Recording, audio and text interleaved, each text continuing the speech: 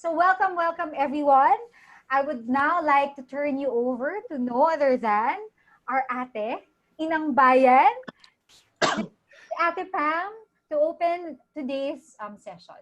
Over to you, Ate Pam.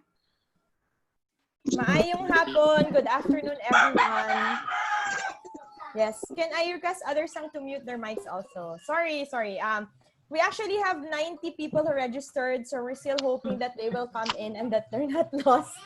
But I, again, thank you very much for taking time out of your busy schedules to join session 2 of our TOSPALS.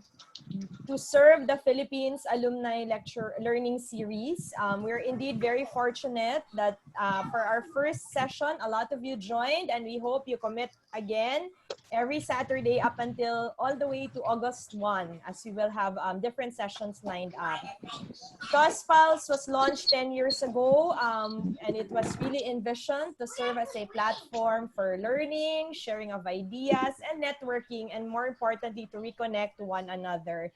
Even if after a decade, this is a virtual format, we strongly believe that it will continue to have a place in each and every one of us, being TOSP, who always go back to our very, very basic motto, which is learning, leading, and serving for life.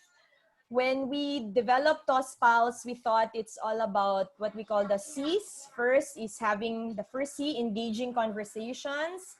Second, to strengthen our sense of community. But more importantly, it's also another C, which is a call to action. And this afternoon session is quite, to me, it's very special and unique because it talks about citizens' engagement. And no less than our founding father, no? Our Ninong Jocon, Tatay Jocon, Mr. Jose S. Concepcion Jr., pioneered in many ways citizens' engagement, whether it was when he started his movement in Pasay all the way to NAMFREL and other efforts. He always believed that the Philippines is not equal to the government, but it is really equal to citizens. So today, as we relive and continue to commit nation-building principles, we are indeed fortunate to have the Citizens Budget Tracker as our topic. Stay tuned, be engaged, manindigan, maging tunay na Pilipino dahil ang bayan ay hindi gobyerno, kundi tayo na taong bayan. With that introduction, let me now turn you over to Maida, who will lead this session. Thank you very much at magandang hapon sa inyong lahat. Mabuhay! Mabuhay, Ate Pam. So, di ba guys, last week, for all of you who were here, we heard about citizen-led efforts to help address certain gaps in COVID-related service delivery. Pero syempre, it bears asking, why are those gaps there in the first place? Diba? Today, we will hear about how we can help government ensure that those gaps are not just addressed, but can be systematically reduced or altogether erased. No? As tax-paying citizens of a democracy, it is our privilege, our gift, our honor that we can hold our government accountable. Now, the concept of accountability is at the heart of democratic governance. Sabi nga ni Ate Pam, the government is not the Philippines. We are the Philippines. The word accountable translates to may pananagutan in Filipino. Now, with the new emergency powers vested upon national government under the Bayanihan Heal as One Act, this pananagutan is even more palpable and even more of a reality to our country. Now, in the earlier versions, when the COVID-19 budget tracker was first released, one of the team members made an analogy, and Ate Pam actually hinted upon this. NAMFREL is to Philippine elections as the budget tracker is to the COVID-19 Philippine budget. As Ate Pam said, it's no secret to us that no less than our founding father, Mr. Jose Concepcion Jr. is also one of the inceptors of NAMFREL in 1983. At the height of a dictatorship, NAMFREL was created to harness citizen power in working towards free, orderly, and honest elections. At the onset of this COVID emergency, our brave team today created this budget tracker to work towards holding power to account. JCJ's famous battle cry during the inception stages of NAMFREL were, "It is better to light a candle than to curse the darkness." Now, over to my TOSP batchmate, Karen Nomorosa, to introduce this afternoon's light bearers. Hi, everyone. So our sharers for today truly illustrate the magic that follows when TOSPians from different regions and batches come together. So coming from Region 5, Batch 2012, Ken Abante made use of his knowledge of the ins and outs of the national budget garnered from his years as a technical staffer in the Department of Finance to come up with a way for normal citizens like us to better understand how government is utilizing the funds available in the fight against COVID-19. No? So this is what he's going to be sharing with us today, the Citizens Budget Tracker. After finishing his master's in public administration and international development from Harvard University, he currently works as research faculty at the Ateneo de Manila University. But being a true TOSPian, no, even while he's quarantining himself in Bicol, he and 50 or so other volunteers, including 3 TOSPians, 2 of whom we'll hear from today, work hard to bring us the latest in government spending. Our second sharer, Jalil and Burao, or actually, if you were here last week, she was more properly known as Jennifer Lopez, comes from Region 6, Batch 2008. A certified public accountant, not many of you may know that when she was working as an auditor and very active in P&A Grant Thornton's CSR arm, she was actually very instrumental in setting up the partnership between the audit firm and TUSP for the former to be the search's external audit partner, ensuring that the search process, our search process, conforms to the highest standards and that the results are beyond reproach. She currently works as the Chief of Staff for Jonathan Swanson and Catherine Krug, innovators from Silicon Valley who have startups in techs with operations in different locations, including the Philippines. From NCR batch 2013 naman, our third sharer is also a certified public accountant and is involved in refining the Citizens Budget Tracker to include LGU spending. He is an audit manager for Navarro Amper and Company, the local arm of Deloitte Southeast Asia Limited, heading up their Cebu office. He remains active in various accounting organizations, both at the national and the local level. Shout out to a fourth TOSPian who is actually also an active volunteer for the project, Orlan Nugpo, originally from Region 6, from my batch 2000N, 2000X, wag na lang natin alamin, who is able to help even if he is all the way in Australia. So thank you for that too, Orlan. So for today's talk, let's all welcome Ken, who is currently in Bicol, Yen, who is in Makati, and Papa Labs from Quezon Province. Take it away, guys.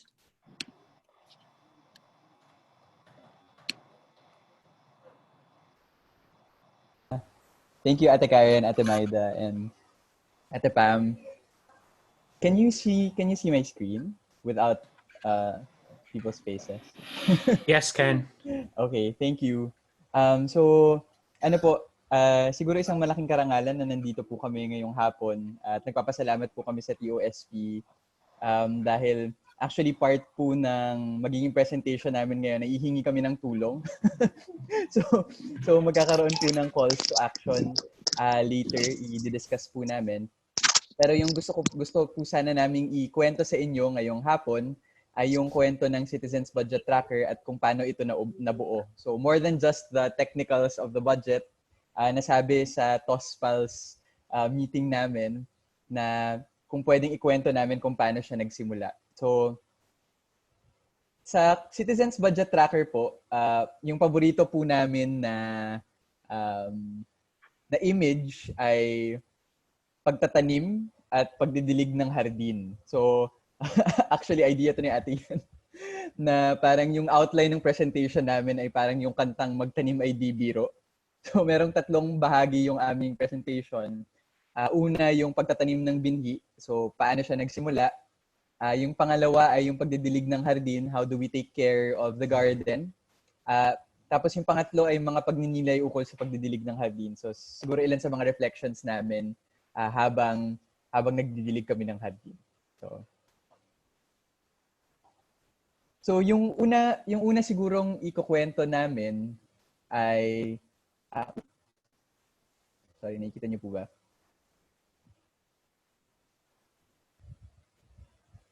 Yung una ikukwento namin ay yung lupa. At siguro nung nakita namin ito nung nag-start pa lang yung COVID, ay nagsimula siya dahil meron akong mga kapamilya dito sa probinsya na frontliners. So in fact, yung makikita niyo dito, parang series of Facebook posts siya kung paano siya nagsimula. So yung unang post ay basically tinatry naming magkaroon ng operation para maipadala yung mga personal protective equipment para sa mga frontliners dito sa probinsya. At dahil yung kapamilya ko na pinsan at saka auntie ay frontliners dito, nalaman namin na wala silang or kulang yung kanilang PPE. So siguro nanggaling doon sa start nung quarantine, galit ako at frustrated dahil hindi na poprotektahan yung mga frontliners natin. So the mga 1 or 2 days after, nagkaroon ako ng isa ulit na post na basically asking, is anyone making a tracker of the budget allocation and spending? Kasi nakita ko na for us to sustainably push for the protection of our frontliners, mahalaga yung mga private initiatives, pero mawawalan ng pera at a certain point yung private donors. So kailangan talagang magkaroon ng engagement with government to be able to figure out ano ba talaga yung plano sa kung paano ipoprotektahan yung ating mga frontliners at yung mga tao nagugutom dahil sa quarantine. Tapos yung nangyari dito ay basically yung result ng post na yan ay, uy, wala pang gumagawa niyan, pwede bang gumawa? So for the next 2 days, we were siguro I was hard at work in making a Google sheet. At the same time, we were also very concerned by some reports that we've heard and we've seen na parang marami sa ating mga kababayan na walang ID birth certificates. Mostly baka hindi ma-count sa mga government surveys. Tapos kailangan malaman whether or not na ma-reach ba sila or maabot ba sila ng ayuda ng gobyerno. So, nung April 2, nag-post, no, medyo late into the night. Nag-post ako ng version 0 ng budget tracker. It was very imperfect, pero yung isa sa mga motto namin ay we are very open to constructive criticism. So, mas okay na magkaroon ng produktong imperfect and then have the wisdom of the community and citizens allow for a better work product. So, nung nag-post ako nung April 2, nagsimula ng magkaroon ng proseso ng mas engaged na citizenry dito sa Citizens Budget Tracker. So, ito yung version 0. Nung April 3, nag-start yung actual nakasangkapan actually na para kagamitan para sa pagtatanim ng binhi at pagtatanim ng hardin ay yung tulong mula sa mga sa maraming tao actually. So these series of posts that I will show are calls for help. So una, an admission that I cannot do it alone, and mahalaga na maraming tao yung involved dito. So dito ko na-tag si Ate Yen. Nagkaroon kami ng mga nagtatag ako ng mga kaibigan ko na magaling sa data analytics, ganyan. So, kailangan ng tulong sa dashboard ng DSWD. So, yun yung nangyari nung April 3. Nung April 4, eto na si Ate Yen. So, may help needed for auditing and double-checking the tracker. So, yung isa kong estudyante dati sa college ay nag-volunteer kaagad, nakakatuwa, no? Tapos yung unang recruitment namin parang 2 or 3 tatlong tao lang. Tapos si Ate Yan parang game na game siya. Actually yung one word lang yung sinabi niya dito sa post na to ay surely. This was 7 weeks ago. And isa na siya ngayon sa mga pinaka-active na tao. Si Ate Yan naman recruited si Papa Labs and si Kuya Orlan ngayon na tumutulong na rin ngayon. So So hanggang nag-snowball lang siya, tapos hanggang naging 50 plus volunteers na siya. Tapos na nagawa namin at certain points, April 13, meron na kaming dashboard. April 14, tinatry na namin kumuha ng mas maraming tao for data analytics. Hanggang sa nag-recruit din kami ng team para gumawa ng website. So, dahil yung isa sa mga nakita namin na feedback galing sa mga tao ay maraming tao na overwhelmed sa spreadsheets. So, mahalaga na mas simple pa yung presentation. So, yung image na ginagamit namin para mas maging simple yung budget ay yung pagdidilig ng hardin. Tapos, I think 10 to 15 people yung part ng web and promotions team namin. Na mga kaibigan ko rin from Ateneo de Manila. So yun yung very short process ng kung paano siya nabuo, and it was actually just a very short time. Ikukwento ko ngayon yung image na ginagamit namin sa pagdidilig ng hardin. So mahalaga na sa public communication ay, 'di ba, yung budget is a very esoteric process, napaka-abstract niya. We wrote a paper on how do we make the budget simpler for people to understand. Tapos, tatlo yung major images na ginagamit namin. Yung una, tubig. So, ito yung cash o pera. So, yung tanong namin ay may tubig pa ba sa poso o sa balon? This represents your cash. Yung pangalawa ay yung timba or yung watering can, pwede rin. Ito yung budget. So, gaano kalaki yung timba. Tapos yung pangatlo ay yung hardin o yung mga programa. Tapos yung spending ay yung act ng pagdidilig sa hardin. So, gaano na ba karaming tubig yung naidilig sa hardin? So, yun yung actual spending. So, in using those images, madali siyang nakukwento sa mga interviews namin sa radyo, sa TV, para ma-communicate ng maayos. Kasi maraming mga confusions, for example, between yung cash sources ng gobyerno at yung budget. So, yun yung na actually hindi sila pareho. So, kapag sinasabi, for example, ng may officials na walang pera ng gobyerno, actually hindi totoo yun. May pera talaga. In fact, yung problema na nakikita namin ay the spending is not fast enough to prevent a drought in the garden. So, ipapasa ko ngayon yung second part ng presentation sa ating butihin na si Ate Yen Lava. Papa Labs. Papa Labs. Oh, pero baka gusto mong i-introduce yung team. Ayan, may mga itsura na sila. Ayan, so ito yung team namin na super inspiring. So sila yung actually yung nagta-transform nung siguro yung lalo nung start ng quarantine na may galit tsaka puot tsaka frustration, and to a certain extent helplessness, and it was okay to feel that, and then we found a community in each other. So sila marami kaming mga katrabaho na lawyers. So halimbawa ito si Leo Camacho na legal, si Ana Raimundo na dating taga DSWD. So tinatanong namin siya kung kumusta yung DSWD programs. Ito yung napakaganda at pogi na na members ng ating team. Nandyan yung data analytics head namin si James Faeldon, yung datong estudyante si Sevi Savidal, yung website head namin and social media people namin na sina Smile Indias and Roxy Navarro. Tapos yung isa pang head namin for social welfare advice si Tanya Quijano, na meron kaming group, ang tawag namin mga ka-ayoda.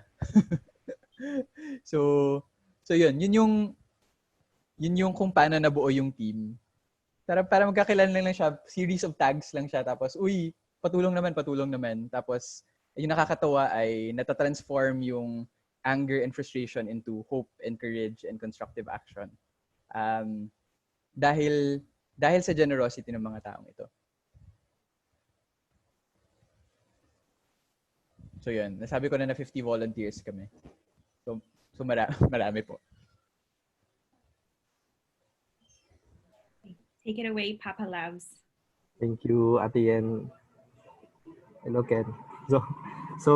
I-discuss ko ngayon yung routine kung paano kami nag-harden. So, ang nakikita nyo yung mga website at yung mismong Google Sheet namin for the tracking.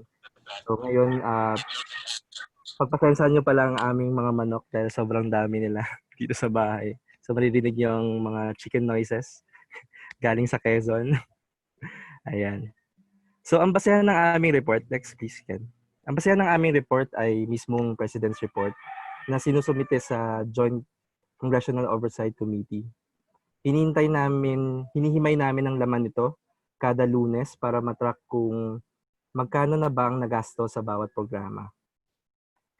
Ang aming team, si Ate Yen at si Kuya Orlan, ay kino-cross-check sa mga reports ng bawat ahensyang namamahala sa programa kung bangga ba ang nare-report at kung tama ang nasa President's Report. At ginagamit din namin ang mga datos mula sa press releases ng mga ahensya.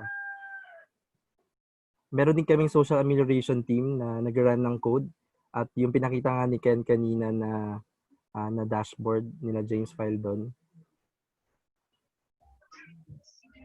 And once na masummarize namin lahat ng mga nasa President's Report, we ask questions, relevant questions about the data and i-generate namin ang weekly report pati yung mga presentation namin. So lahat ng mga data na to, sinesend namin sa mga executive agencies and even to Joint Congressional Oversight Committee for their consideration. So ano ba yung mga limitasyon namin sa methodology?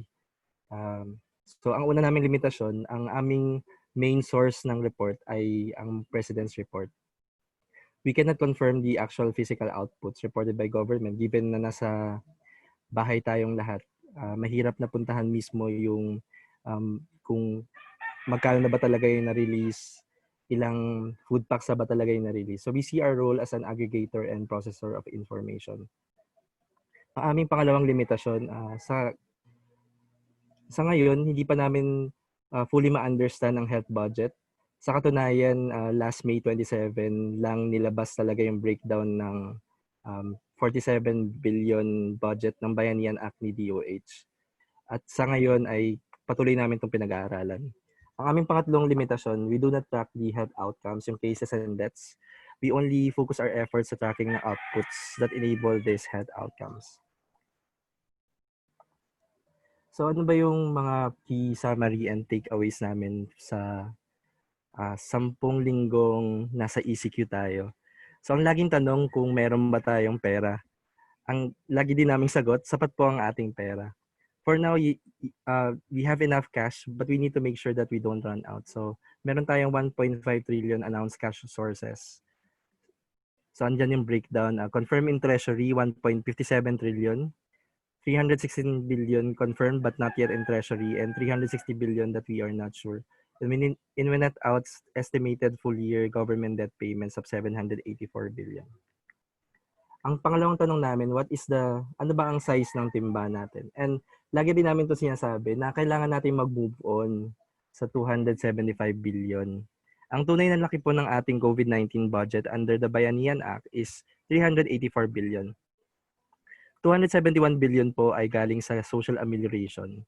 76 billion ay galing sa health. At 37 billion naman ang napupunta sa Bayanihan Grant for local government units.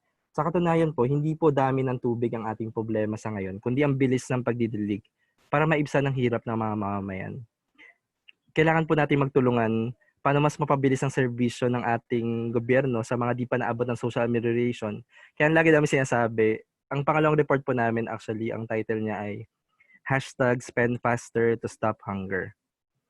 Sa huling tala namin ng May 25, 10 linggo, simula nung nagkaroon tayo ng ECQ, 157 billion sa 347 billion or 45% pa lang po ng budget ang nagagastos.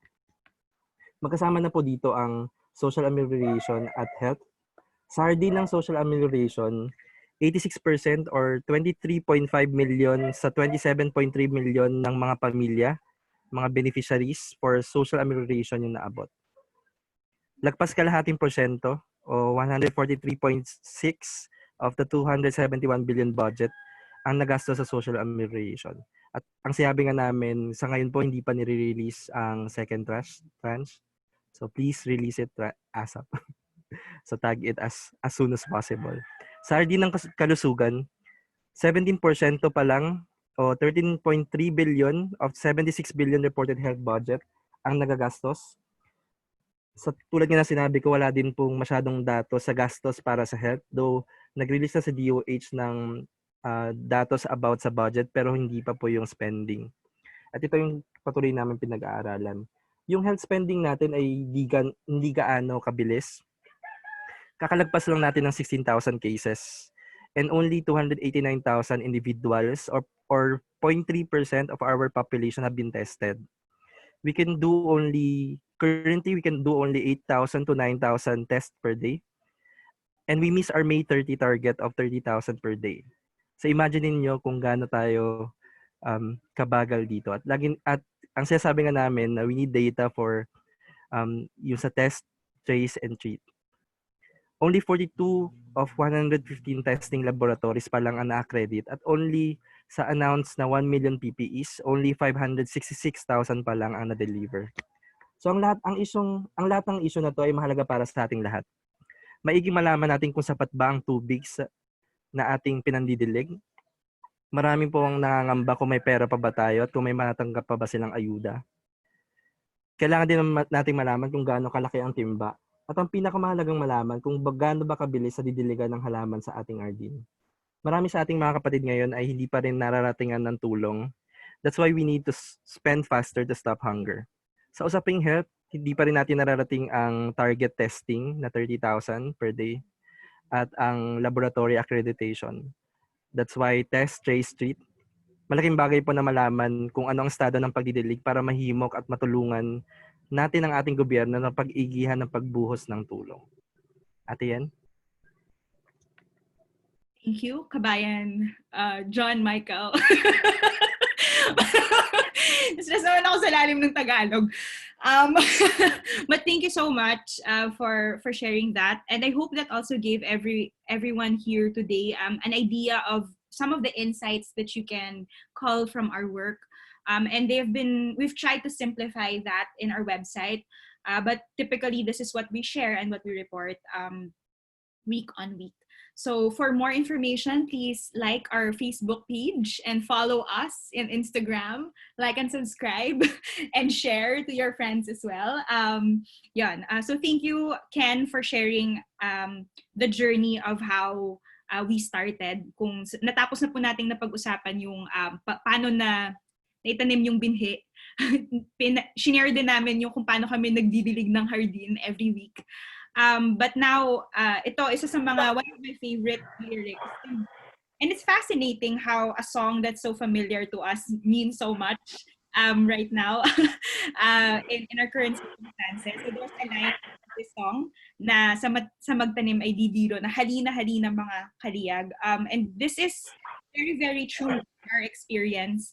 We, as Ken shared, this is not a singular effort of one person. It's the effort of the community, especially of the citizens, to really come together and put their weight behind the Citizens Budget Tracker to help bring about the adjustments that we all need to be making in light of our response to COVID-19.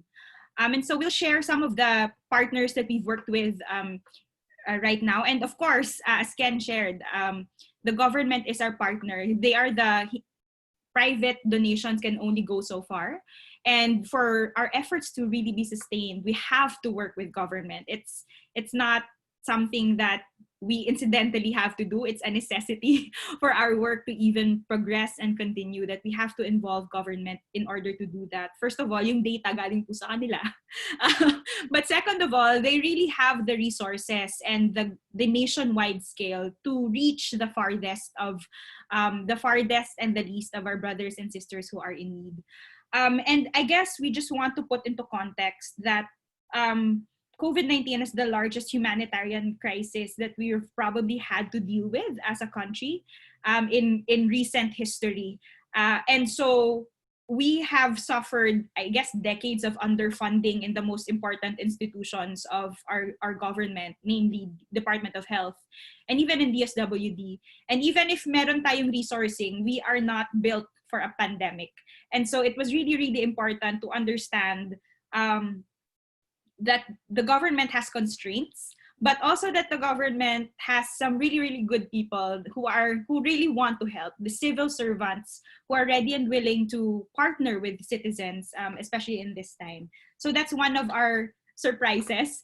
Typically, when we talk to the press, they're kind of bracing themselves for us to like surface some scandalous finding, or like be very like surface something that, you know, like point out the flaws of government, and they're always surprised. Now we come in these conversations with a partnering mindset, that we are not here to point out or to blame flaws, and this is definitely not the time for that, but more importantly to just surface what we find from our data, and suggest, more than surfacing that, we also suggest ways on how that can be improved. And so far they've been listening to us. So our report is being read in the Joint Congressional Oversight Committee. Some senators have also approached us and used the suggestions that we have in terms of reporting to improve how the report is being shared, and also influence even some of the policies. So for example, Ken mentioned earlier na the poorest of the poor don't have IDs. So they have relented on that, and they have waived the requirement for the ID for them to be given social amelioration. Varying degrees of success, but nakikinig naman po, and that has been happening. We've also been able to dialogue with the Department of Finance so that we can understand the data there. And one of our closest partners is DSWD. We were able to send our partners, Sina Ana and Tanya. They work. Some of them used to. They both work there, and I think Tanya is still connected with DSWD right now. So yung samples of what they've done is gumawa na sila mismo ng memorandum circular. Ito po yung template based on our research. Baka gusto niyo pong i-implement. And they've been listening even for some of our suggestions relating to how we can have more efficiencies there. Yun. And one of the best surprises and I guess offshoots of our efforts is now we're working with local government units. And Papa Labs is heading this. He's working now with the municipality of Gumaca and Calabanga of Camarines. Tama ba, Ken? Sorry, I'm not saying it right. Calabanga, yes. Okay. Teenage mutant. Okay, so Calabanga. So he's working with them there, and the cool thing that they're doing right now is they want to have their own tracker. So I think we have to one of the things that I have personally gone through is to assess my assumptions of how government is working, and that they really want to help people. A lot of them do. Of course, there are pockets of corruption and inefficiencies. That's just part of our reality, but we have to move beyond that and really see and work with people who are like-minded and who want to help others as well as they could, together with the citizens. So I think those are some of the nice surprises and also gains that the Citizens Budget Tracker has been able to facilitate with government. We also work with civil service organizations, and I think the important thing, one of the most powerful things about working with Right to Know and Right to Know Right Now, COVID-19 Action Network for the Philippines, Movement for Good Governance, Move as One Coalition, and Syntax Coalition is, as citizens, we have to aggregate our voices and go behind certain issues that really need to be advocated for. Social amelioration was one.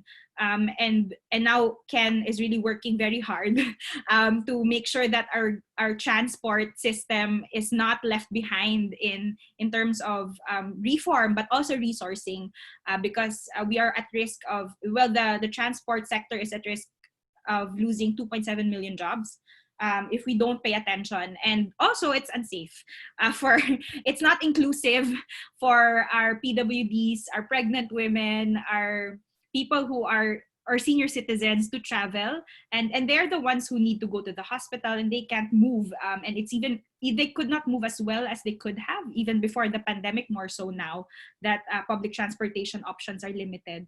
So we are seeing emerging issues and rallying behind them together with other civil service organizations that are passionate about making sure some of the unseen issues are surfaced. So the last thing that we were able to do is partner with the media, show business. Well, not really. I think a lot of the first two partnerships, working with government and working with CSOs, are behind the scenes work. These are like conversations that you have, and these are some of the meaningful conversations that happen that can move things around. But this is with government, right? And it's important. And as Ate Maida and Ate Pam said, ang bayan ay hindi lamang ang gobyerno, pero pati yung mga mamamayan. And the journalists, the media, sila yung may pinakamalawak na reach. Kahit anong gawin natin, kahit ilang Facebook share yung gawin natin, hindi pa rin maaabot yung mga nasa probinsya na walang signal, na walang internet. So it's still the media, especially radio stations, who have the capability to really spread awareness, help people understand that they can ask for more because malaki po yung budget, 380 billion po. Ito yung mga kailangan nilang tandaan in relation to COVID-19. And these are the safety guidelines, etc. Yung mga ganon. So, one of the things that we really wanted to educate people on is yung nireport ni Papa Labs na, one, we have money. So, we should not be afraid to ask for support from our government because we have the resources for it. Two, that there are some, we need to spend faster to stop hunger, and we need to hold our government accountable to provide us with data so we understand the inefficiencies, or I guess the hold-ups and bottlenecks that are happening in health spending. And we need to understand that further. I think this is very important for people because they're so confused. And one of the things that we've shared as well, and one of the things that I felt strongly about was clarity. Ang gulo-gulo kasi. Kasi na yung fake news. So parang we just want to make sure that people have the most accurate information about the state of spending.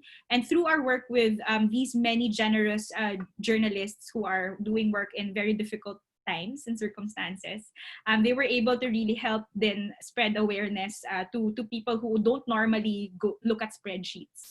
And I think one of my personal success indicators was yung kaklase mo o yung kababata mo na ngayon ang kanyang work ay self-employed at motor shop ay nag-text sa akin asking about the budget, kung paano yun. And we haven't spoken in, I guess, more than 20 years. But they reached out and asked about it. So parang, to us, these are the people who need this information the most. I think for us, we have access to these things, but for some of them, their only touch point in understanding government spending is a radio telecast, and we're glad to have had the opportunity to do that.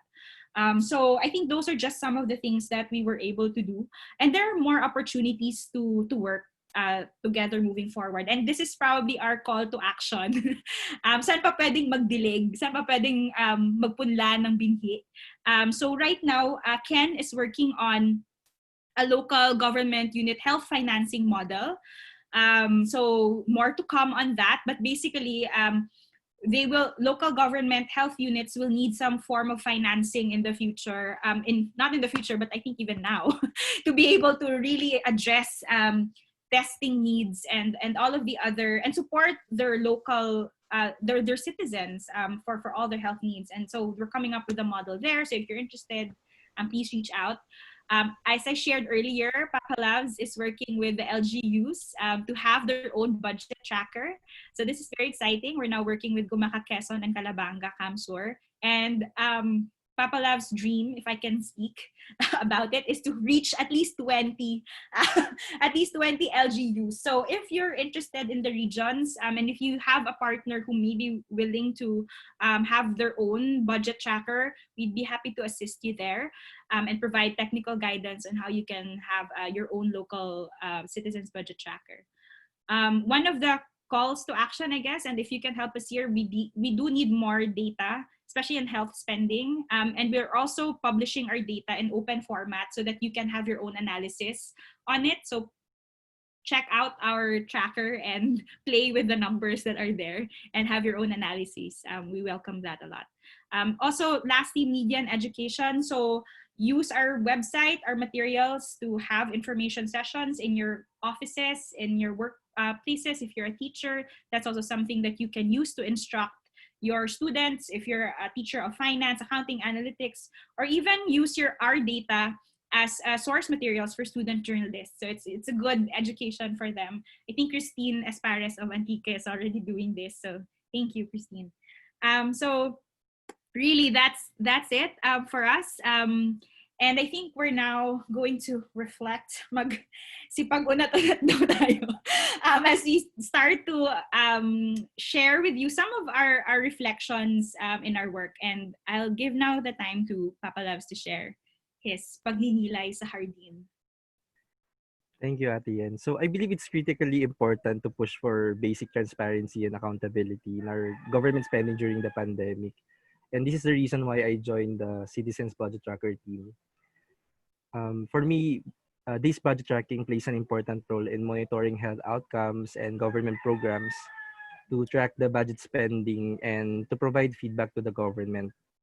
In times of this crisis where demands for quick action are high, the importance of basic transparency can easily be forgotten. So, and this is where the CBT team plays a crucial role actually in both performing as supporting actors to the government in terms of budget tracking and in the function of monitoring accountability and information sharing function to the citizen. Naniniwala kami na ngayon po ang panahon para magtulungan talaga ang gobyerno at ang mamamayan at hindi po kakayaning malampasan ng krisis na ito o kayo lang yung kikilos o mas lalong hindi ito malalagpasan kung puro lang tayo reklamo pero wala tayong gawa. Kaya ang lagi namin sinasabi na itong ginagawa namin hindi ito para labanan ng gobyerno but rather tulungan sila mapakita rin sa mga tao kung anong nagiging current status natin sa pagka-track ng budget.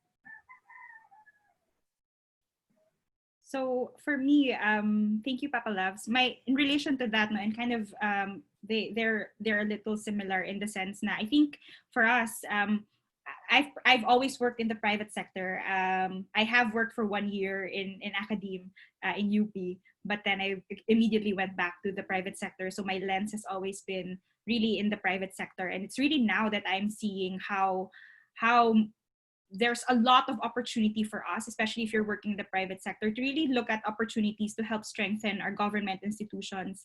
And I don't know, in fact, if you can maybe think about joining government to help strengthen institutions from the inside. And Ken is part of the recruiting team for government. But also that there's a lot of space for volunteerism, and the role really of volunteers is to kind of do stopgap measures for areas in our response, in COVID-19 response, where hindi agad-agad mapunan ng government. But the end goal should be for, I guess, the volunteer efforts to be irrelevant at some point so that government can fully take over and really support our brothers and sisters in a meaningful way. And I know that's probably a dream that will happen in I don't know how many decades, but it's worth kind of looking at if you're making volunteer efforts to really look at how you can help strengthen government institutions and surface feedback so that we can really have sustainable efforts coming from especially local government. Parang siguro nakita ko talaga na in a situation like this, literally, the lives of some of our brothers and sisters are in the hands of our government and especially local government units who help them up to the barangay captain. So it's something that we should reflect on when we vote. Definitely something that we should engage in. Even I don't know if some of you even know where your local barangay centers are, but probably in this time medyo alam niyo na kung nasan siya, especially if you're looking for passes. But like having a new appreciation for how government can really make or break and save lives in a crisis like this, and what our role will be in surfacing areas where there can be better partnership. So that's what I saw. Right. So, thank you, Ate Yen.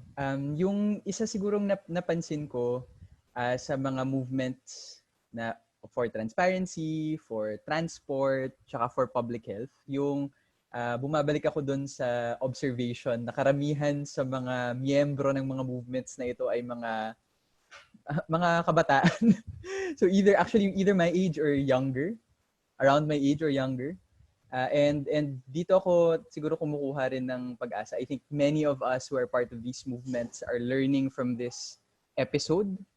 And we will continue to organize and we will continue to fight for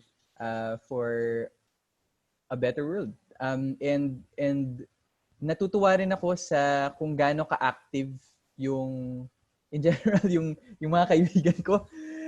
So doon din ako kumukuha ng lakas. Siguro just something to add dun sa role ng volunteers.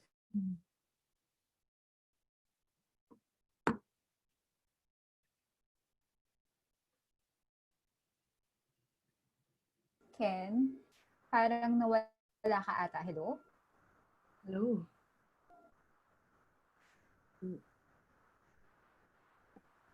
Hi, Ken. Oh, no. Ken, come back. Hi, Ken. We miss you.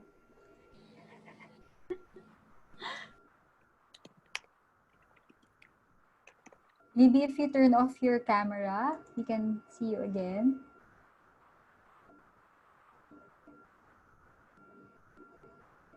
Ay, o sige. Baka nawala na siya. Yen and Loves, maybe you have something to add to Ken's last point? Or over to the last slide? Oo. Siya pala yung nag-share, ano? Oo, siya eh.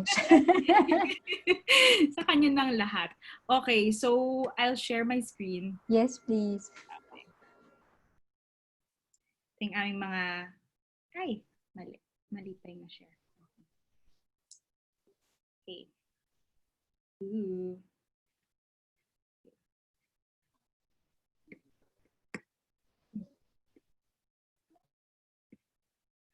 Are you having fun?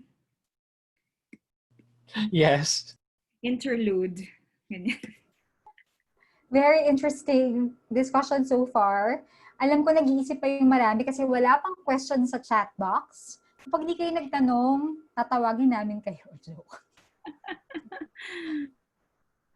Okay. So we lost Ken. And maybe later we can hear more of what Ken wanted to say in the sharing portion. Yes, When oo. we open up Q&A. I'm sure he has a lot to say. Correct. Nawalan sila ng kuryente. Well, nawalan daw si Ken ng kuryente. So we'll wait for him. Sige, okay lang. Please proceed. So I guess for what Ken, let's hear from him later on what he wanted to say in addition to what he shared earlier about volunteerism. But one of the things that Ken repeatedly quotes is, I guess his research prayer, Lord, grant me the grace to desire critique, and Panginoon, bigyan mo ako ng biyayang naisin ang puna. And this is very, very true for our tracker. We have a log of feedback. We're logging all the feedback, and I think it has really pointed us to areas where we can improve our work, especially in terms of even from the littlest things. We really take note of feedback, kahit yung Tagalog namin dun sa website na ito yung mas magandang translation, and we make those changes, but more importantly, like how we present data and make it more accessible to people who want to understand our work. So this is something that I think continues to inform how we move forward, because we know we can't do it alone and we need everyone's feedback to improve our work. So yun yung mga pagninilay namin sa Hardin. And I guess in closing, ito na lang, the last lines of Magtanim ay di biro, magpanibago tayo ng lakas para sa araw ng bukas. So this effort in COVID-19 is not something that will probably end within the year. It probably will continue.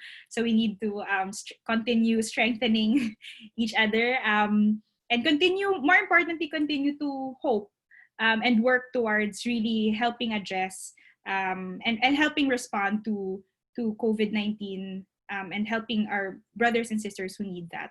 For us in the Citizens Budget Tracker, where we're helping out is informing people of the situation, surfacing feedback, working with government, working with the civil society organizations and the media to generate awareness, but more importantly, to shine light in areas of our response that really need improvement. And forwarding that using data, using a studied analysis, and making suggestions, actionable suggestions to organizations and branches in government that can really support those recommendations. So yun lang po.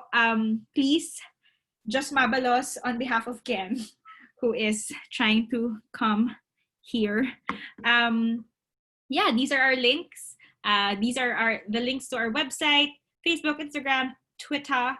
And if you want to look at our data, we welcome data analysts who are interested in kind of bringing new dimensions to how we're currently studying the data in the COVID-19 crisis. So yeah, and then dyan din yung mga reports namin, dashboards, and our open source code.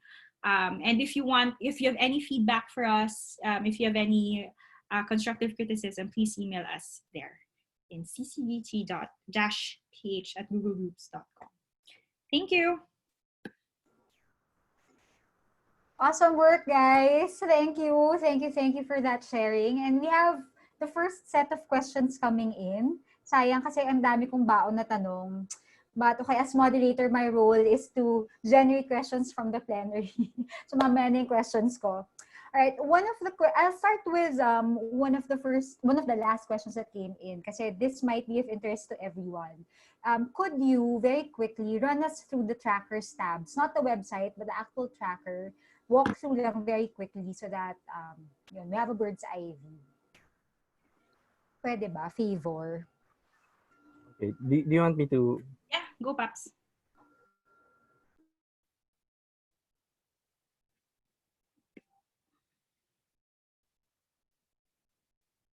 Okay, let me share my screen po. Okay, so this is the tracker that we are maintaining since day 0. So the one we mentioned about yung output stub. So this is the output stub. We monitor 4 areas. So the first 2 areas, they are related to the health. So contain, prevent virus spread, treat infected patients. So you will see the output details here.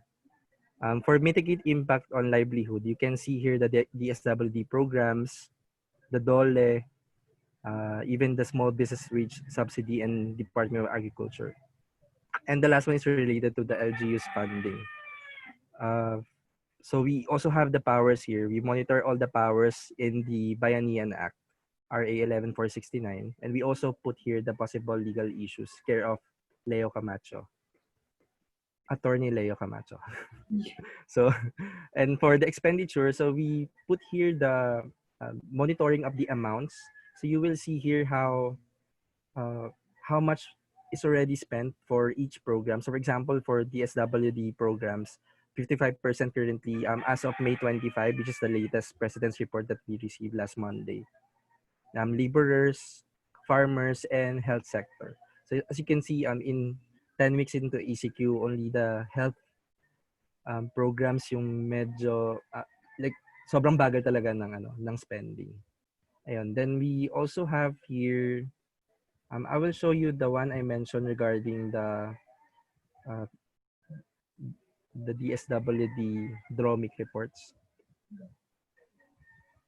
Okay, so this tableau monitors the cost of assistance provided to affected families. So you can actually use this if you want to see how much is already downloaded or given to your municipality. So through this table, you can see, for example, Quezon City. Okay. So if you click Quezon City, you will see how much funds from the DSWD has been downloaded to Quezon City and allocated LGU and NGO. Yeah. So I think that's, if you want to to visit the tracker. It was mentioned by Ati, and perhaps we can also put it in the chat. But yeah, basically these Excel sheet, we always monitor this on a weekly basis. Ate Maida. Thank you. The question came from Iber. Are you sufficiently satisfied with the answer? Sana? Okay, sige. You can, na lang, message us in the chat. Okay. Let me do it, last in, first out para mas madali. Okay. There's a question here from Greg. Greg, would you like to open your mic and your camera? Mic na lang. Okay. Yeah, good afternoon, everyone. So first, congrats to the CBT team for the amazing effort. Right, I've been trying to monitor the versions, and I actually tried going through the tabs yung Excel sheet. Amazing work, grabe. Lang, nag-share lang ako ng amazement. I guess question. So it's been clear since you published your message, no, that we have the cash. We see where it's whether it's in the treasury or what, or we're not sure about the remainder of the cash. And we arrived at the conclusion we're just not really spending faster. Just wanted to ask, out curiosity lang. Recently there's been news na around 1.25 plus, I think it's billion USD, of new government loans to fight COVID for testing, for unconditional cash transfers to support the vulnerable sectors.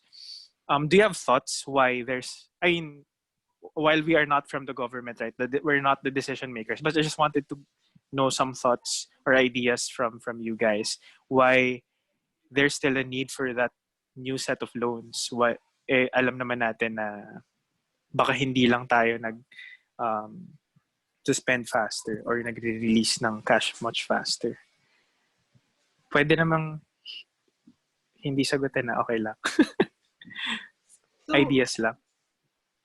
do you have any first thoughts, Papa Loves?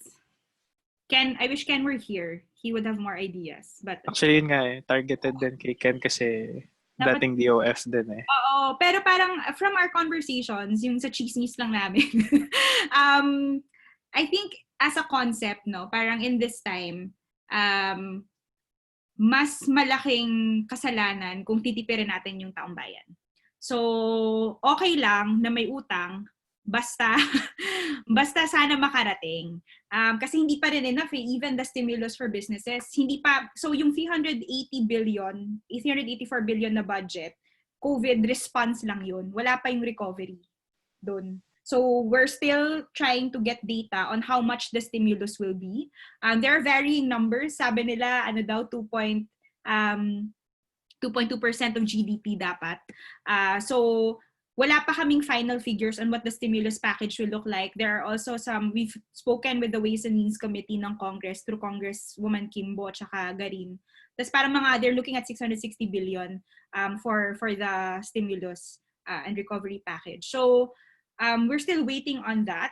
And of course, we have our usual spending pa in government. So medyo the loans are, we'll also look at the terms of the new loans. Pero in general, fungible naman kasi siya. We still need regular programs. And if meron lang specific terms na certain loans are supposed to be earmarked for specific programs, they doon siya magkakatalo. Pero in general, parang we need money. Like that's generally true. We need to support, especially when we start na thinking about revitalizing some industries that are badly hit. We will need funding there. So I think that's okay. In terms of the loans, we should be getting all the resources that we can and really solve for the inefficiencies in the delivery. Kasi doon yung issue eh. Pero yun lang, parang kailangan talaga bantayan. Kasi kung napupunta ba talaga siya sa dapat puntahan. And then lastly, I think we're still studying, hindi pa na-release yung final, medyo meron pa kaming tiff with, hindi naman, parang we're trying to clarify with DOF kasi they're they're in the report, yung 4 pillars nila na report. Some of them don't require cash. Some of the responses there's a 4 pillars don't require cash. They're saying it's 1.5 trillion, but for us around 660 lang ata, mga ganun, 500, almost 600. So yun. Hopefully that answered your question. Yeah. Actually, great response. If I may just have one more follow-up, okay lang ba? Yes. Okay. Go. Yeah.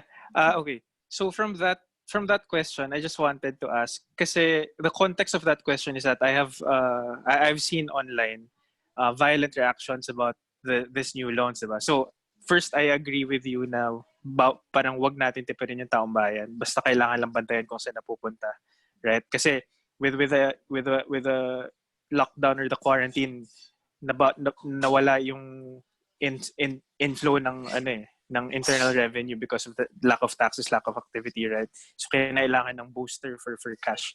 Are there plans for CBT team to consider translating that new loans information into, parang ease of translation and peace of mind lang for others who don't understand na with this new loan, of course, kailangan bawiin sa taxes or other future revenue para mabayaran, di ba?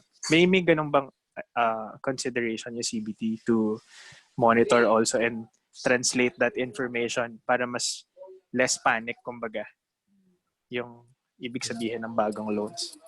I think we have not considered this no ate yan, but we can consider this in the moving, like, during the report for the recovery. Sevi is thinking about it. So Sevi, one of our volunteers, is the former student of Ken who also worked in the Department of Finance and is now an analyst for BPI Securities. So he's the one I think we're planning part of our next outline for our next long report is analyzing what should the size of the stimulus be and where should the funding sources come from. And I think if we have that information, naaralin, like what would be the cost of debt is something that we will have to factor in. And actually, na-factor in na naman siya dun sa isang tab namin sa sources of financing. We're also kind of declaring their interest payments, ganyan. And nineto namin siya sa actual cash available for spending. So that's how we're reporting available cash net of interest payments. So yun. Short answer is yes. Thank you for that. We'll make sure Sevi hears of it so that we can really consider clarifying what the burden to society will be because of the interest payments that we'll have to make on the new loans. Thank you so much. Yeah.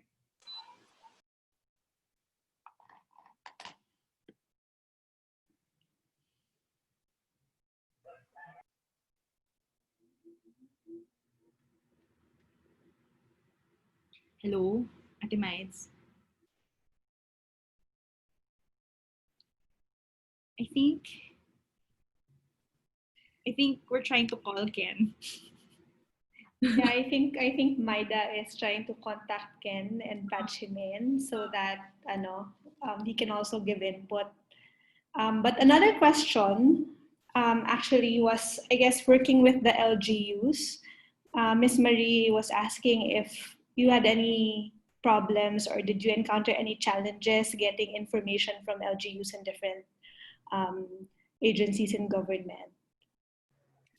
And if also as a follow-up, if you had any techniques that you use to kind of get the buy-in and the cooperation of the different LGU units.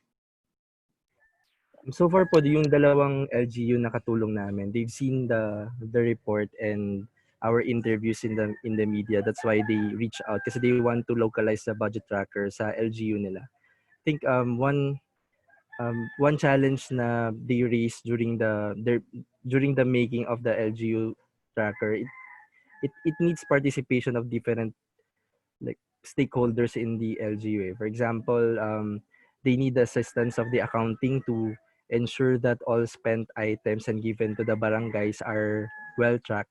They also need the support of all the liga ng mga barangay for their data as to the items and outputs delivered to the barangays. And lastly, they need the support from the Treasurer's Council for the sources of funds. So basically, for LGU, we are what we are trying to track for the LGU is from the sources of fund. So this involves local government bonds, funds from the national government.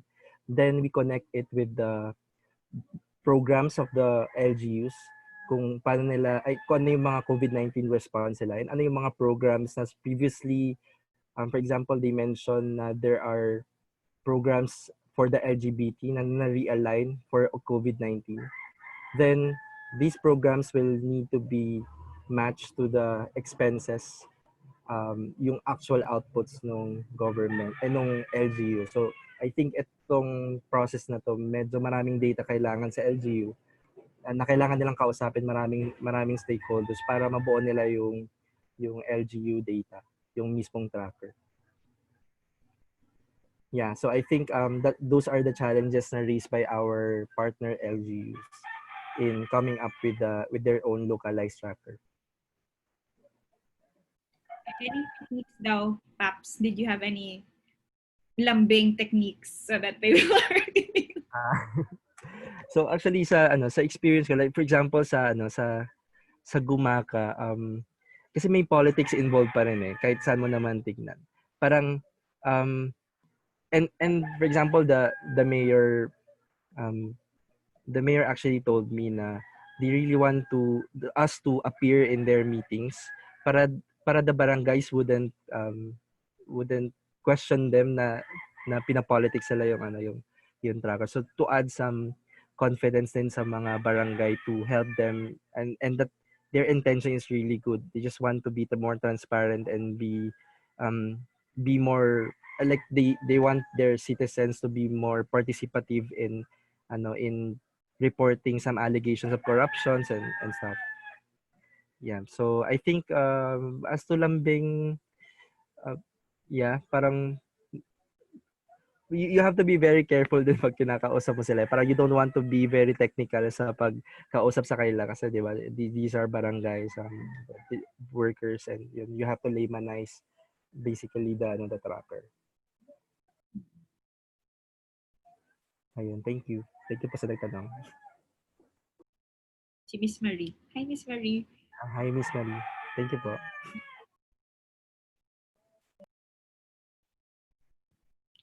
Okay.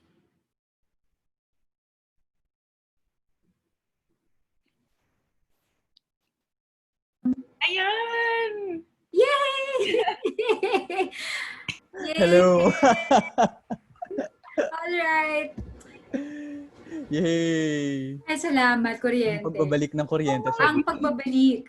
Okay. Meron pa tayong, siguro kayo in the interest din of time, kasi may very interesting yung question ni Greg, pero you'll direct him to chat with you na lang din, bilang mga dating ka-DOFs. ka-DOF. Yes. So Miss Marie had a follow-up question to her last question. So when you started, how many LGUs did you target to cover? If you had a target. Well, actually po, it was never in our pipeline na involve ang LGU actually.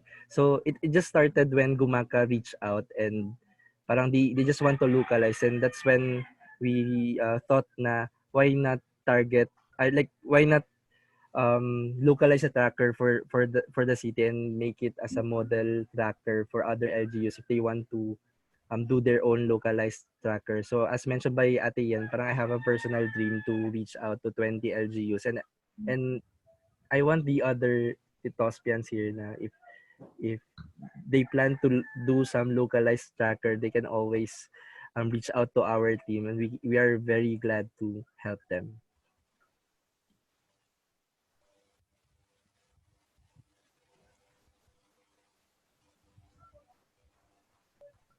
Thank you. Okay, marami pong salamat. So just reading through the questions. And again, if anyone would like to read their question to the plenary, please do so. We have a question from, I'm doing it from last in.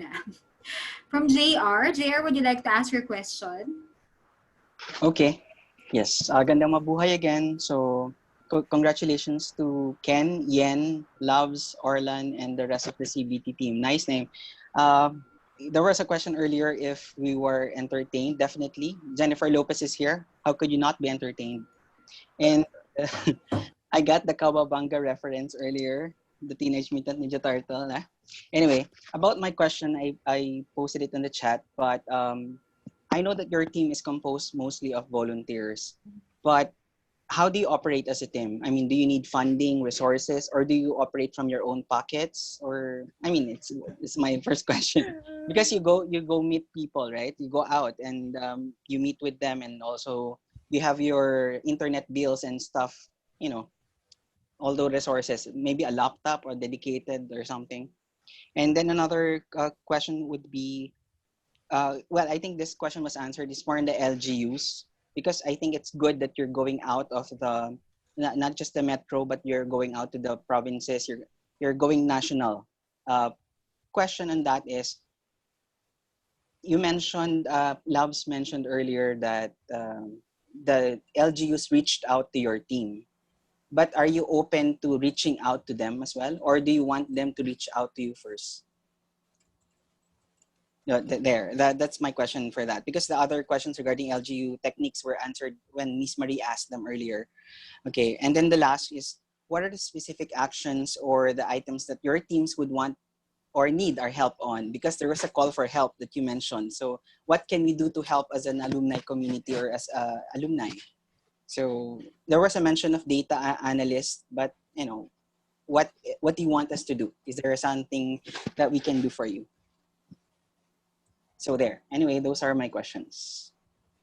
Thank you kay JR. Yung sa first question, kunin ko na yun. Yung how do we operate? So we operate as a team of volunteers.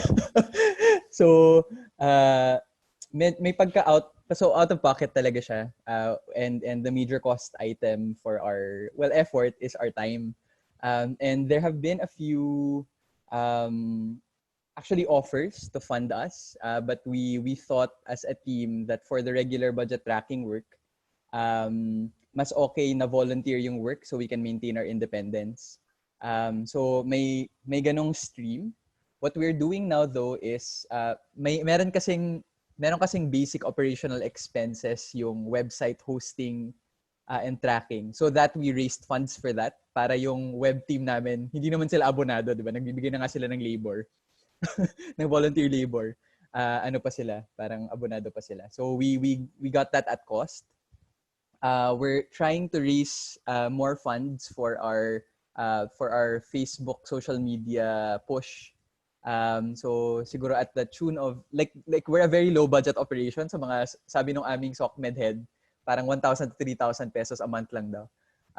Pero kasi as in talaga siya, we're trying to bring our costs low so we can get more people in. Dun sa second question, si Papa Labs na lang yung sasagot, okay lang ba? Pero yung sa third, another extension pala of parang possible spin-offs is we're also looking at procurement data. So we're in a current conversation now with a firm called Hivos, because they're in procurement watch. So very active sila in figuring out what the technical specifications of certain procurement items should be para malaman talaga whether tama yung procedures of emergency procurement, tama yung presyo. We just recently published, for example, yesterday, a new feature. May tinatawag ng nanay ko yung aso ko. So merong medicine procurement na we published in open data format the drug price reference index of the DOH kasi that's the maximum procurement level for medicines that DOH can have, right? Powerful talaga si nanay.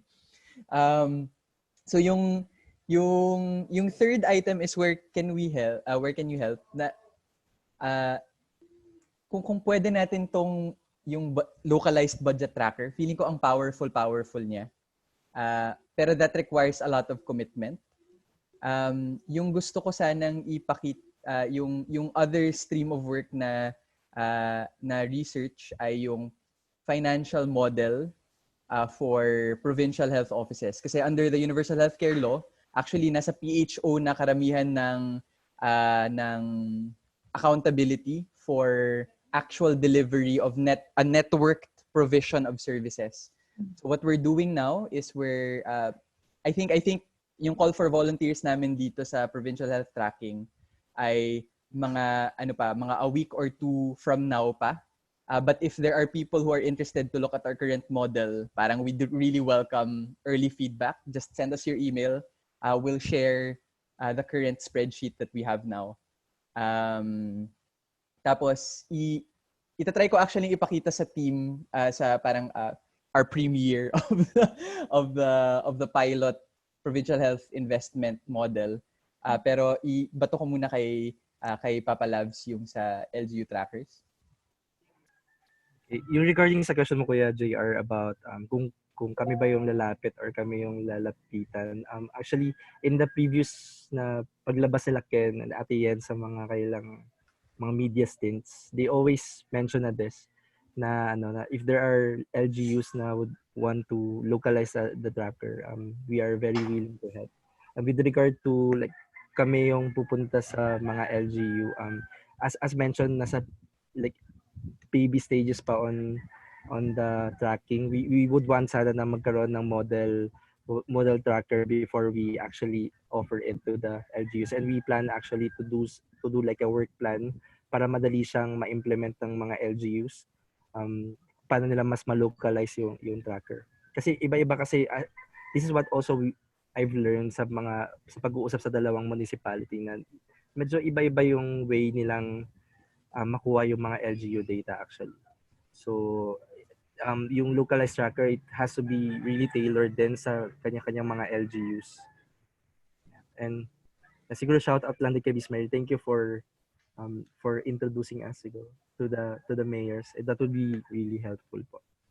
Thank you po, Miss Marie. Thank you. Please make Papa Lab's dreams come true.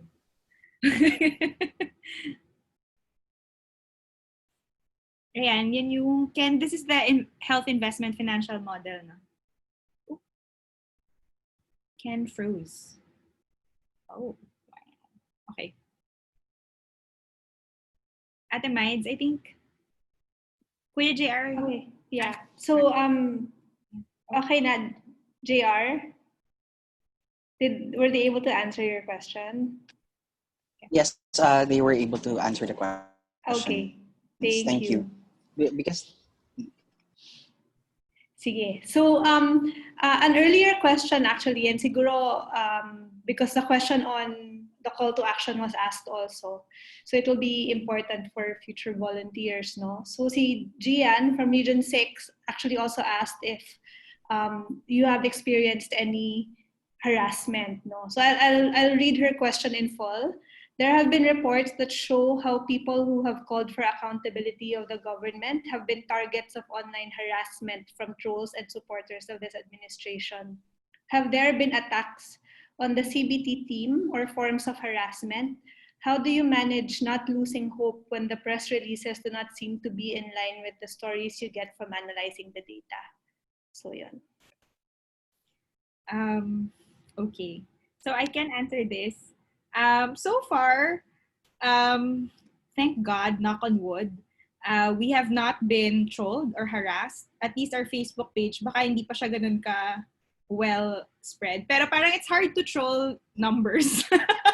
I guess in general, for you to troll us, siguro parang dapat medyo you understand how to, I don't know how you can burn like sources of funding analysis, spending analysis. Someone's okay there. So I think maybe I don't know why, but we have high barriers for trolling, I suppose, because it's so objective. It's very data driven, and and the thing is, what we present, hindi naman kami nag-iimbento ng numbers. These come from government reports. So we don't know when. Hopefully, although we're preparing for that somehow, pero kasi naman we're just organizing data that's publicly available. And so far, wala pa naman. In terms of not losing hope when the press release don't seem to fall in line with the stories you get from analyzing the data, I guess,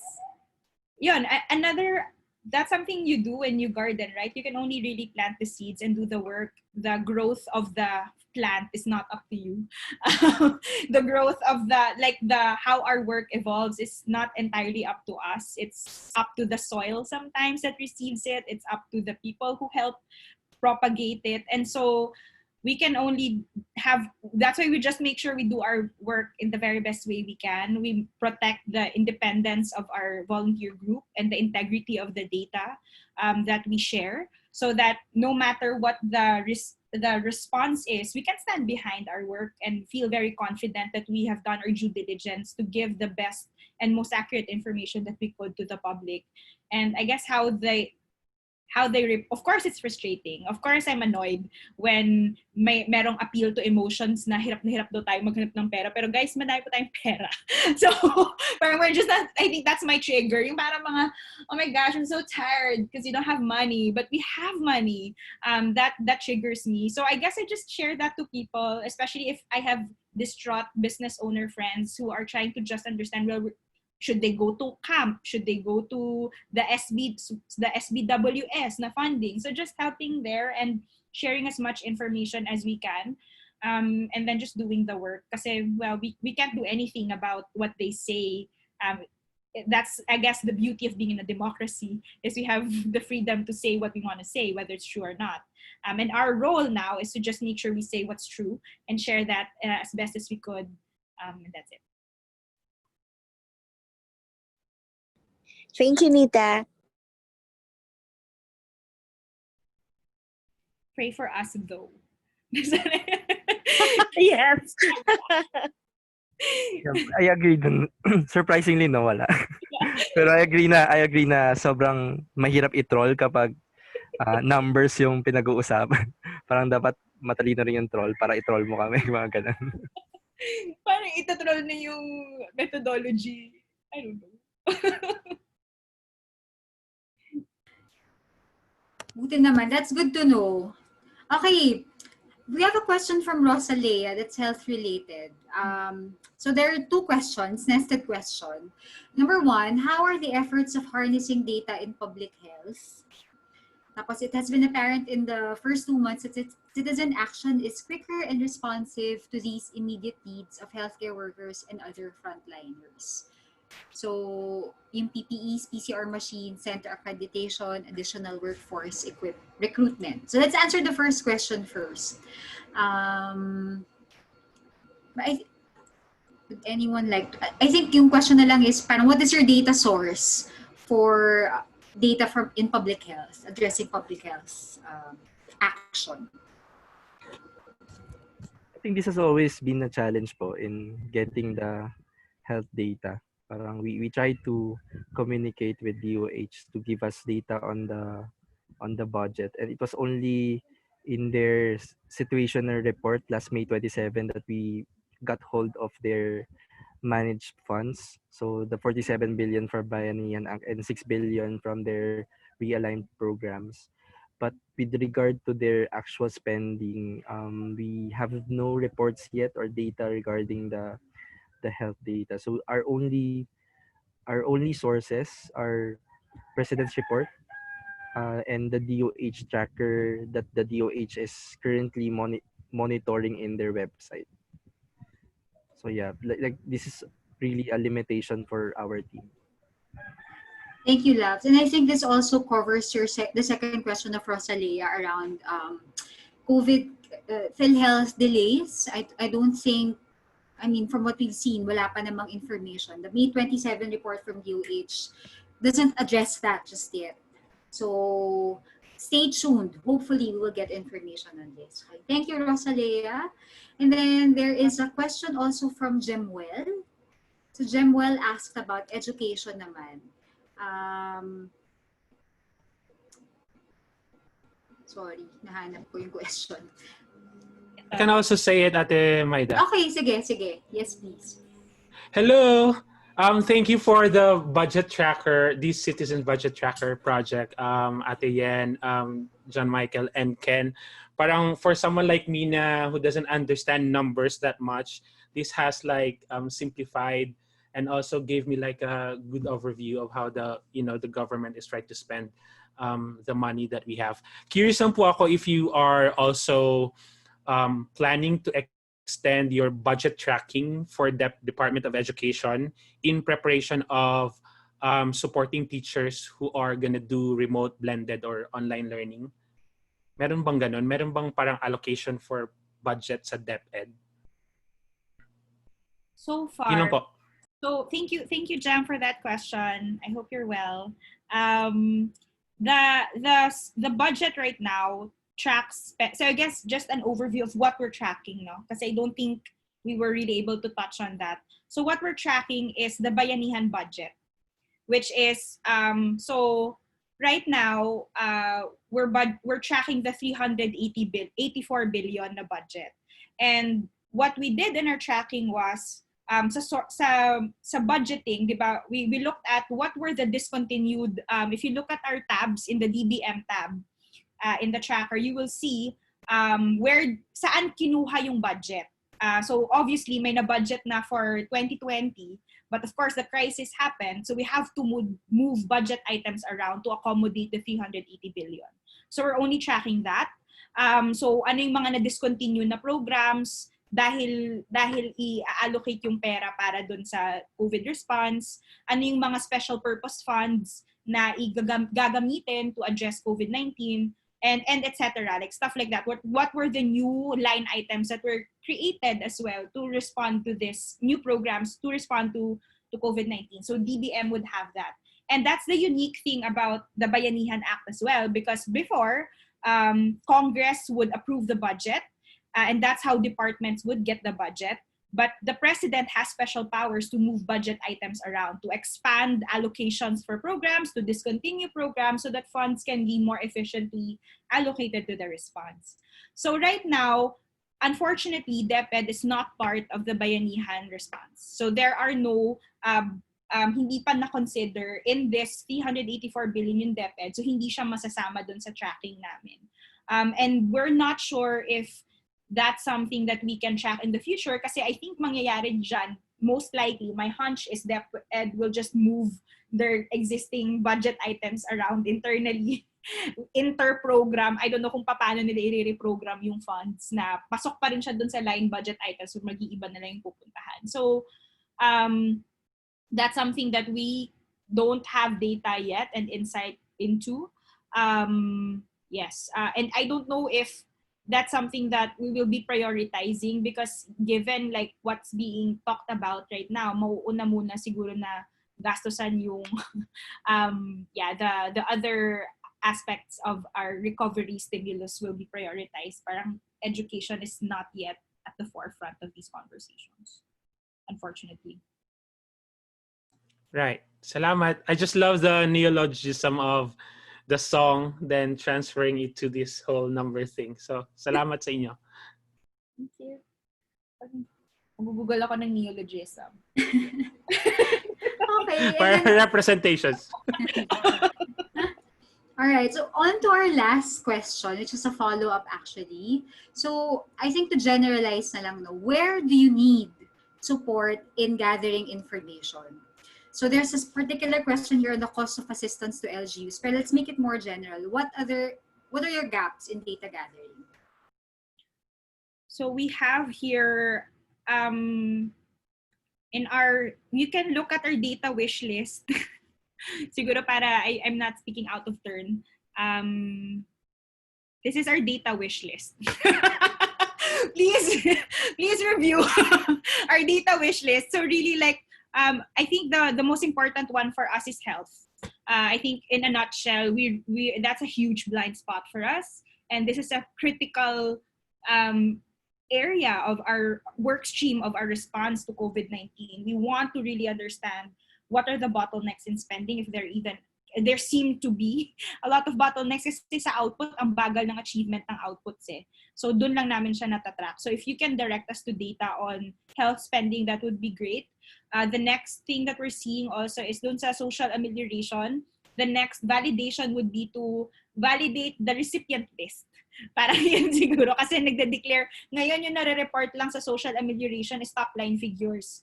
These are the millions of amounts that have been given to recipients. But if we really want to make sure that those amounts reach actual people who are living and people who are actually in need, then we would have to review the recipient list.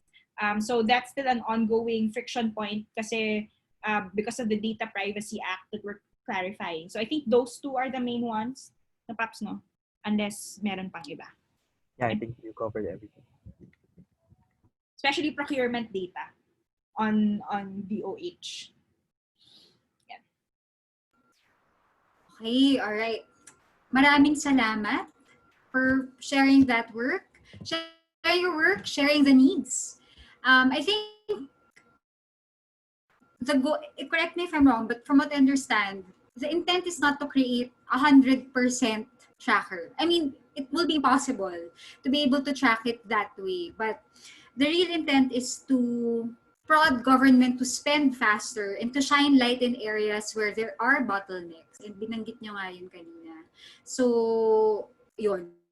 I think we can leave it at that. And thank you for sharing the needs. And for those who want to get in touch with Yen, Ken, Labs, Orlan, and the rest of the CBT team, you have the link to their Facebook, to their Instagram, to their website. What is the best way to contact you guys? Facebook? Email kung mahaba yung feedback and it's detailed. Okay. Sige, please, please share your email addresses dun sa chat box so that if may individual questions and follow-up, people can reach out to you. And Miss Marie also had a follow-up to her offer to connect you to LG, so I sent it to the chat group. All right. Okay, so guys, it's 3:07. It's been another meaningful, fulfilling, heartwarming, and soul-enriching and mind-enriching afternoon with all of you. Just to wrap up, no? So really, again, drawing back to the parallels that this initiative has with NAMFREL, with JCJ's NAMFREL. No? When he was asked why NAMFREL was so successful, he talked about three things. And I think these three things are also present in this COVID budget tracker, citizen budget tracker. First was that NAMFREL played a non-partisan role and maintained their integrity throughout, through all those years of being the citizens' watchdog for the elections. And I like what Ken said earlier, that you refused funding in a way because you wanted to maintain that integrity and that independence. Second thing that JCJ attributed to the success of NAMFREL was the Filipino spirit of bayanihan. The way he described it then, the call to action then was that after people voted, please don't leave the precincts after you cast your vote. Guard your vote. How do we draw parallels to that, to the budget tracker? For us as tax-paying citizens, hindi natatapos yung responsibilidad after we pay the taxes. Kasi you might have heard of people returning their ayuda. In Quezon City, I think 29 million has been returned. Kasi nga, hindi daw kailangan ng middle class ng pera na yun. Okay, fine and good if you don't need it. But there is still a responsibility to keep track and to help our government, again, shine the light to help them spend faster where they are not. And lastly, the third thing, and this is my favorite, he talked about the human factor. The human factor is not something that you can legislate or put in an instruction manual. It is something that grows freely and spontaneously from the heart and soul of every man and woman. The human factor is courage. It is commitment. It is enthusiasm. It is the capacity for service beyond ordinary limits. It is determination and perseverance.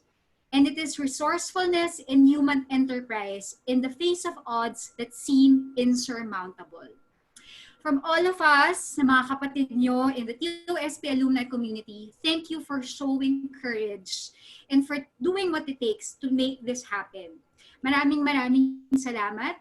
And over to Ate Pam for the closing remarks for this afternoon.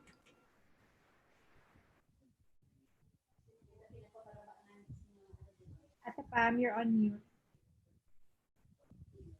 Ate Pam, naka-mute kayo. Thank you very much, Maida and Karen, for the excellent moderation. First, let's give a round of applause to all of them. Ayan. Palakpak naman, guys. Maraming salamat sa napakagaling na pagmamoderate. Nakaka-inspire talaga. Second of all, syempre, a big shout out and thank you to our TOSP alumni who really embody what it is to take courage and to embrace what we always teach in our formation, humanizing the achiever, but I would say humane plus. Yan.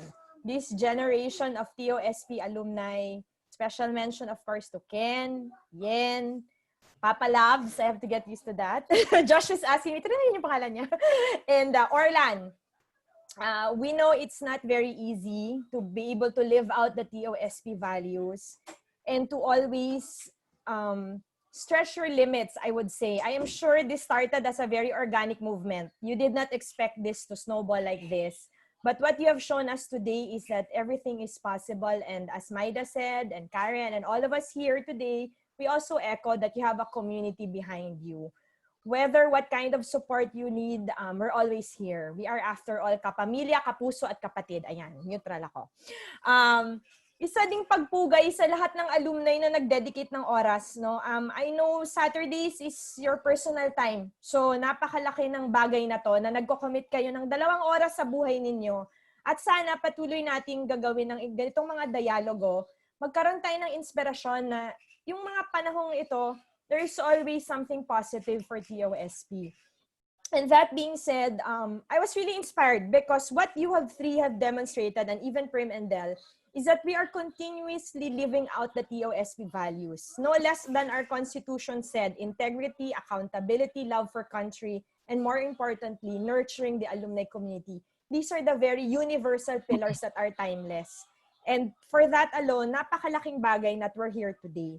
And just the last 2 people I'd like to thank, of course, is TJ. TJ, maraming salamat. Our lonesome secretariat. Reminder lang po, please turn in your evaluation form so that you will receive your electronic certificates of participation. We would really appreciate if you give us feedback. This is a learning process for everyone. And finally, thank you very much to Miss Marie and the Concepcion family. This is an assurance po for all of you, the Concepcion family, that what Ninong Jocon has envisioned in 1961, it's really amazing to have a social movement like this, be it virtual, face-to-face, that the spirit continues. Citizen engagement is alive in the Philippines. Isang bayan po talaga tayo na hindi mawawala ng pag-asa. With that, maraming salamat. See you again next Saturday for TOSPALS Session 3. With that, I'd like to close. And again, thank you. Thank you, Ken. Thank you, Yen, Orlan, and Papa Labs. Patuloy niyo po ang Citizens Budget Tracker at maaasahan niyo, andito lang kami para sa inyong lahat. Mabuhay, mabuhay, mabuhay ang TOSP. Thank you. Thank you guys. Good afternoon. Magandang hapon. Thank you, everyone. Thank you so much. Ganda mabuhay.